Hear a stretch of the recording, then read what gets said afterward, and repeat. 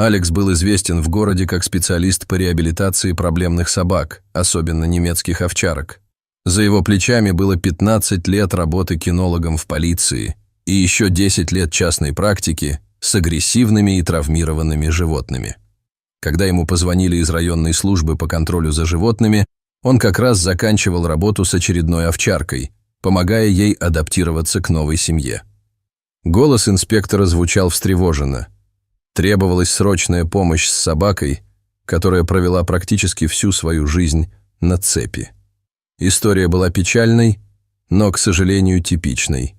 Пес по кличке Грей жил во дворе частного дома, прикованный к будке тяжелой металлической цепью. Поскольку машина Алекса была в ремонте, за ним заехал ветеринар из общества защиты животных. По дороге они обсуждали ситуацию, и даже с учетом богатого опыта Алекса картина вырисовывалась сложная. Собака не просто боялась людей, она превратилась в неуправляемого дикаря, готового атаковать любого приблизившегося к ней человека. Прибыв на место, Алекс сразу понял, что ситуация даже сложнее, чем описывал инспектор. Грей, крупный пес с всклокоченной шерстью, при первом же взгляде на людей залился таким яростным лаем, что даже видавший виды кинолог невольно замер. Собака металась на цепи, оскалив клыки, готовая атаковать любого, кто осмелится к ней приблизиться. «Он никого к себе не подпускает уже больше года», — объяснял хозяин, держась на почтительном расстоянии. «Еду, просто оставляю и ухожу. Пытался погладить, чуть руку не откусил. Цепь менял в прошлом году. Пришлось подсыпать снотворное в еду. Настолько было невозможно подойти». Алекс достал из сумки кусочки отварного мяса. Обычно это безотказно работало с агрессивными собаками.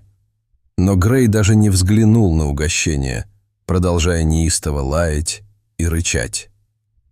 Только когда люди отошли на большое расстояние, пес молниеносным движением схватил еду, не переставая следить за незваными гостями.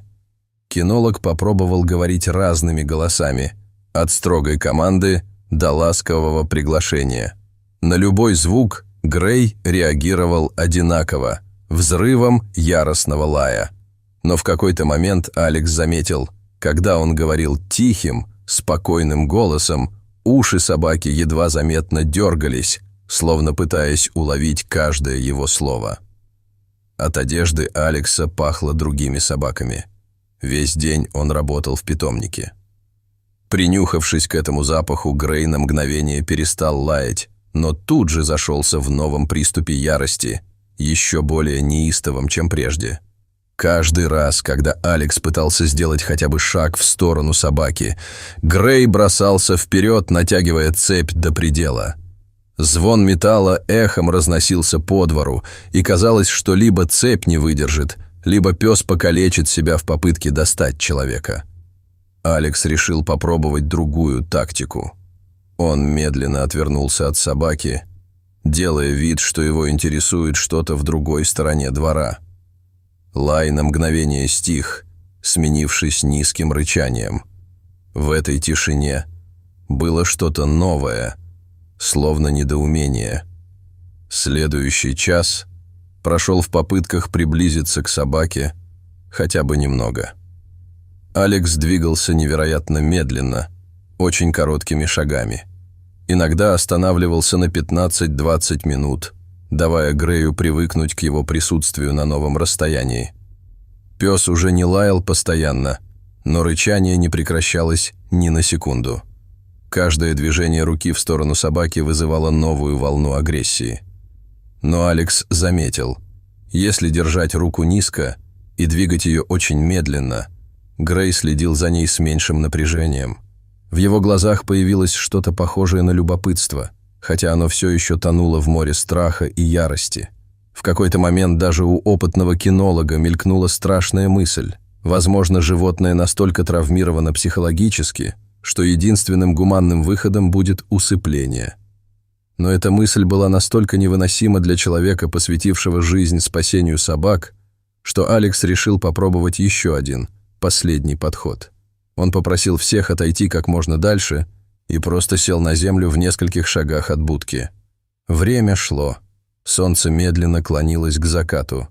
Грей продолжал рычать, но его голос изменился. В нем появились нотки неуверенности и любопытства. Почему этот человек не уходит? Почему не пытается приблизиться? Что ему нужно? Прошло еще 1,5 часа. Стало смеркаться. И вдруг произошло что-то удивительное. Пес перестал рычать. Он все еще внимательно следил за каждым движением человека, но его поза стала менее напряженной. Хвост, до этого поджатый, чуть опустился. Оскал исчез, хотя губы все еще были слегка приподняты, обнажая клыки. Алекс очень медленно достал из кармана специальный захват для работы с агрессивными собаками. Это был критический момент. Либо он справится сейчас, либо придется начинать все сначала. Каждое движение могло спровоцировать новый взрыв агрессии. К удивлению всех присутствующих, Грей позволил приблизиться достаточно близко, чтобы освободить его от цепи. Его тело было напряжено как струна, но он больше не пытался атаковать. В тот момент, когда тяжелая цепь наконец упала на землю, с собакой произошла удивительная трансформация, словно какая-то невидимая пружина разжалась внутри него. Грей застыл на месте, потом осторожно сделал шаг вперед, впервые за долгое время неограниченной длиной цепи. Когда пса перемещали в фургон Общества защиты животных, никто не мог поверить своим глазам. Он шел спокойно, не пытаясь укусить или вырваться. А когда Алекс решил провести с ним еще несколько часов, вместо того, чтобы сразу отправить в приют, произошло настоящее чудо. Без цепи Грей начал меняться на глазах. Сначала это были едва заметные признаки: менее напряженная поза, более спокойный взгляд. Потом пес впервые осторожно потянулся носом к протянутой руке Алекса. Не для того, чтобы укусить, чтобы понюхать. В этот момент его хвост, все еще опущенный, едва заметно качнулся из стороны в сторону. К вечеру Грей уже позволял Алексу находиться рядом, а через несколько часов произошло то, во что сложно было поверить. Пес сам подошел за лаской. Его походка изменилась.